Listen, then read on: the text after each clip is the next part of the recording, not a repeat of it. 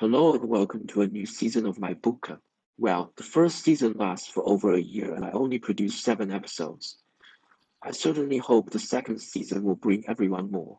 And to start this season, I will recommend this book called Live Longer with Artificial Intelligence by Tina Woods, Melissa Ream, and Andrew Scott.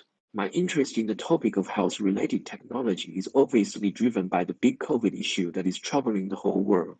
I had a lot of thoughts during the last couple of months about my career as a data analyst too. There is this saying that the smartest people in our generation are working on how to convert views to clicks. And that is almost what I have been doing for the last 10 years. I find the lack of social contribution disturbing.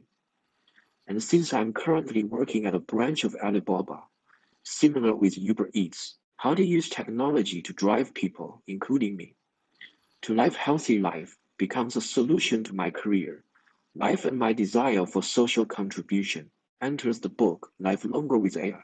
The author Tina Wood shares similar thoughts with me as she said, for me, I rediscovered my purpose when I hit middle age by going back to my entrepreneurial proclivities and becoming a sort of social entrepreneur. We all have our own exquisitely unique way of figuring out the paths we take in our lives, and our personalities shape whether we follow, create, or destroy these paths in this most intricate map of life. Overall, the book examines how the latest cutting-edge developments are helping us to live longer, healthier, and better too. It compels us to stop thinking that health is about treating disease and start regarding it as our greatest personal and societal asset to protect. Of all the topics the book discussed on how to live longer, namely gene editing, artificial intelligence for medicines, and nature versus nurture, I'm most interested in the nature versus nurture part. This is also related with me spending a lot of time reading on innovation of plant-based meat. So the following paragraph comes to my search result. While eating less meat and more plant-based foods may enhance your health and boost your longevity, did you know that it could save the climate too? Linking living greener with living longer is driving the meat-free movement. This has spurred innovation in all sorts of ways, and the latest technologies in AI, gene editing, and cellular techniques are being used to grow protein in the lab in the hope of lessening our dependence on livestock. If you are interested in the meatless innovation, I recommend you also read this report by Ernst & Young. Do you know that if cows were a country, they would be the third largest greenhouse gas emitting nation? The report outlines 3 ways of food technology for better health and overall human well-being. First, designing sustainable proteins that cater to global demand, which includes plant-based meat and dairy, cell-based meat, etc. Second, smart vertical farming as produce by design. Digitally enabled vertical farms decouple production from climate, enabling food to be grown close to the source of demand.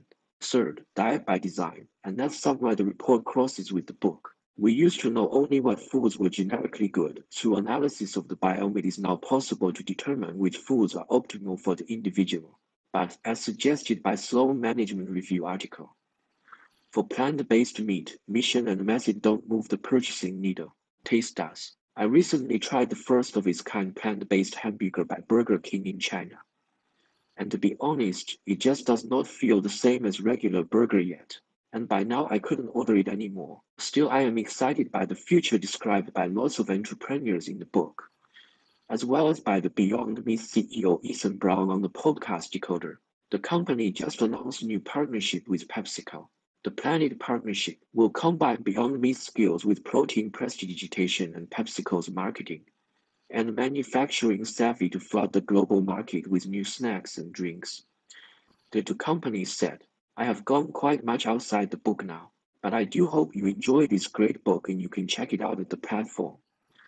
Buy at Amazon or follow the author at her Twitter. Thanks for watching.